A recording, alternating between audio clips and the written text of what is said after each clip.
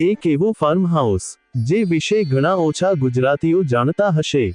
મોટી મોનપરી ગામે આવેલા બાગબાન ફાર્મ હાઉસ વિશેની આ વાત છે. બાગબાન ફાર્મ હાઉસ માટીની મહેક અને માનવતાનો સંગમ. જૂનાગઢ જિલ્લાના ગિરનારના ખોળામાં વસેલું એક નાનકડું અને રળિયામણું ગામ એટલે મોટી મોનપરી. આ જ ગામની સીમમાં, જ્યાં સૂરજની પહેલી કિરણો કેસરની ક્યારીઓને સ્પર્શે છે અને આંબાની ઘટાઓમાં કોયલના ટહુકા ગુંજે છે, ત્યાં આવેલું છે બાગબાન ફાર્મ હાઉસ.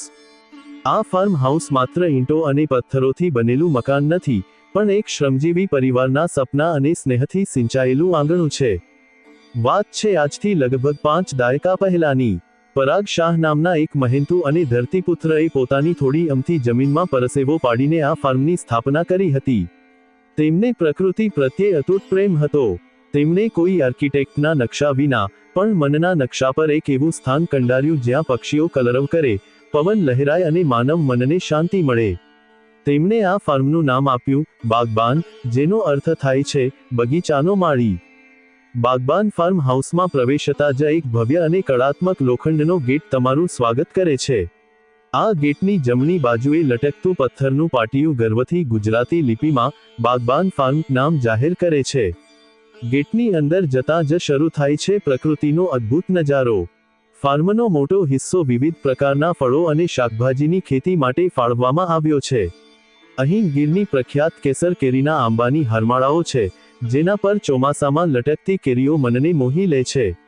આ સિવાય ચીકુ, જામફળ, દાડમ અને સીતાફળના વૃક્ષો પણ અહીં પુષ્કળ પ્રમાણમાં છે. ખેતી સંપૂર્ણપણે જૈવિક ઓર્ગેનિક પદ્ધતિથી કરવામાં આવે છે.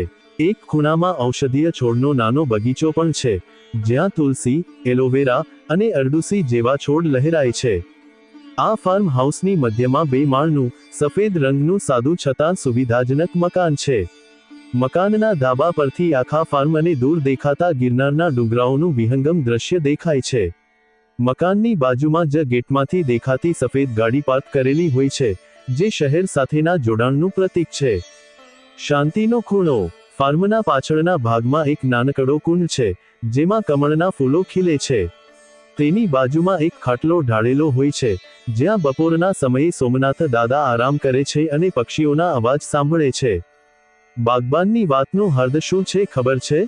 આ ફાર્મ હાઉસ કોઈ કળાત્મક સ્થાપત્ય માટે પ્રખ્યાત નથી, પણ તેના વાતાવરણ અને તેના માલિકોના ઉદાર દિલ માટે જાણીતું છે. પરાગ સાથે તેમના પુત્ર પણ આ વિરાસતને સંભાળી રહ્યા છે. ગામમાં કોઈ પણ ઉત્સવ હોય, બાગબાનનું આંગણું હંમેશા ખુલ્લું હોય છે. હોળી ધૂળેટીના સમયે ફાર્મના કેસરિયા ટેટાના રંગથી આખું ગામ રંગાઈ જાય છે, તો દિવાળીમાં અહીંના ફળોથી લોકોના મોઢા મીઠા થાય છે. એક સમય એવો પણ આવ્યો હતો જ્યારે ગામમાં દુકાળ પડ્યો હતો. પાણીની તીવ્ર અછત હતી. ત્યારે બાગબાન ફાર્મના કૂવામાંથી ગામના લોકો માટે પાણીની વ્યવસ્થા કરવામાં આવી હતી. આ ફાર્મે ક્યારેય કોઈને ખાલી હાથે પાછા નથી કાઢ્યા. વર્તમાન સમય. આજે જ્યારે સોશિયલ મીડિયાનો જમાનો છે, ત્યારે બાગબાન ફાર્મ હાઉસ ની આ તસવીર જ્યારે પરાગે ઇન્ટરનેટ પર મૂકી, ત્યારે તે માત્ર એક તસવીર નહોતી, પણ એક સંસ્કૃતિ અને જીવનશૈલીનો પુરાવો હતો.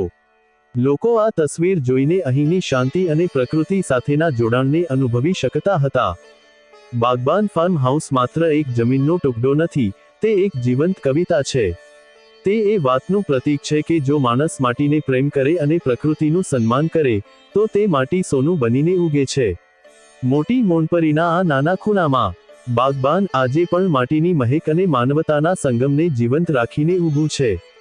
જ્યારે પણ કોઈ આ ફાર્મ હાઉસની મુલાકાત લે છે, ત્યારે તે માત્ર તાજા ફળો જ નથી લઈ જતું, પણ સાથે લઈ જાય છે માનસિક શાંતિ અને જીવનનો એક નવો દ્રષ્ટિકોણ.